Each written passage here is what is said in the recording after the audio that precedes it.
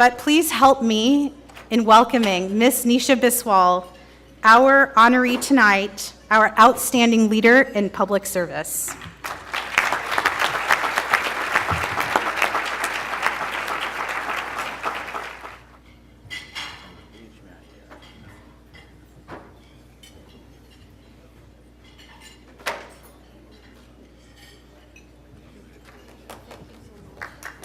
Thank you so much.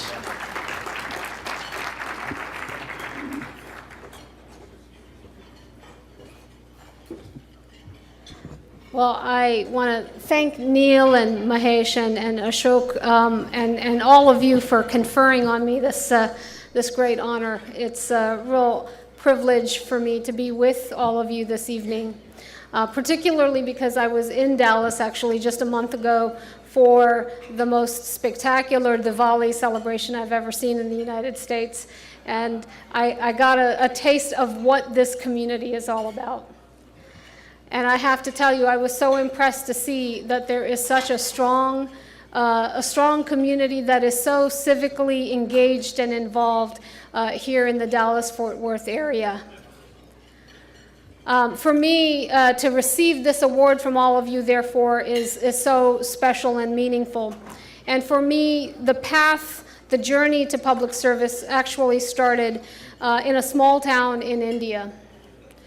Because when I first started my career and I was feeling a little bit lost about where to go and what to do and feeling ambivalent, I took a sabbatical to go and live with my grandparents and to try to reconnect with the country of my birth. I had come here when I was only 5 years old. And I spent many an afternoon just listening to their stories about their upbringing, about their childhood, about the trials and tribulations of their lives. And I asked them, what is it that you remember most about your life? What are you most proud of accomplishing? And the answer kind of surprised me.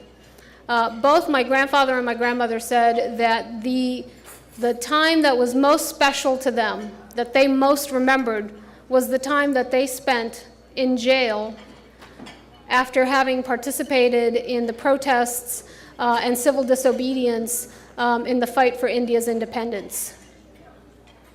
And they said that it was a time when they were able to rise above their own life and feel like they were connected to and part of something bigger than them.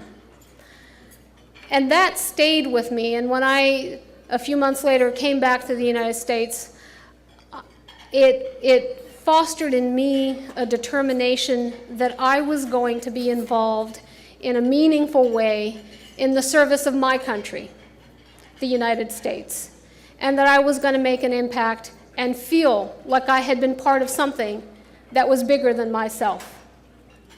And that is what has led me into the position that I have been able to occupy over the last 3 or 4 years when President Obama had the confidence in me to appoint me to be Assistant Secretary of State for South and Central Asia. And obviously, the biggest relationship that I have had the privilege to manage, to navigate, and to advance is the U.S.-India relationship, a partnership which President has said is one of the defining partnerships of the 21st century. A partnership which Prime Minister Modi has said not only advances the interests of the Indian people and the interests of the American people, but one where our two democracies working together advances the peace, the prosperity, and the interests of the global population.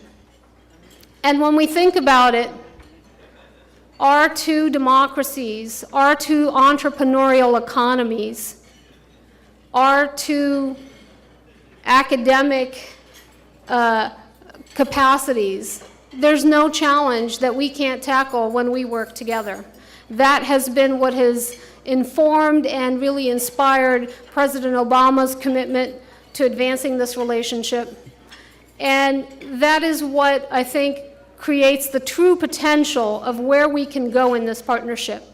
As we see so many challenges today to a rules-based international order, when we see so many threats where stronger and larger countries seek to rewrite the rules of the game, it is countries like the United States and India, with a deep respect for the international order, that will be the backbone of peace and prosperity, of security in the decades to come. But I also think that as a new administration comes in, and the current one seeks to leave the space, that we have to be careful not to become complacent. Because yes, U.S.-India relations are at an all-time high.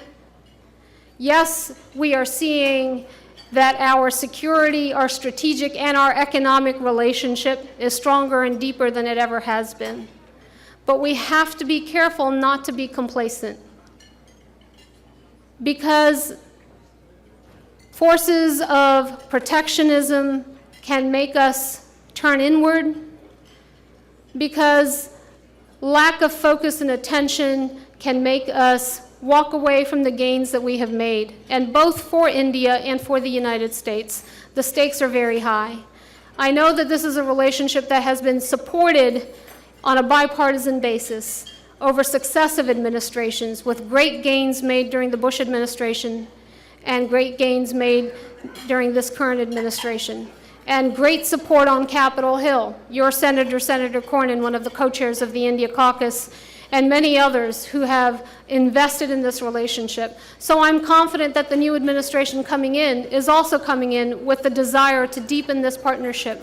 But I do think all of you here today have an important role to play in making sure that continues to be the case, because when we work together, we enhance our mutual prosperity and security. So it's been my privilege to be a part of that, but it's also now my honor to be able to transition that over to the next team that's going to move it forward, and I hope all of you will continue to be engaged in that journey. Again, thank you so much for having me over here today and be a part of your annual celebration.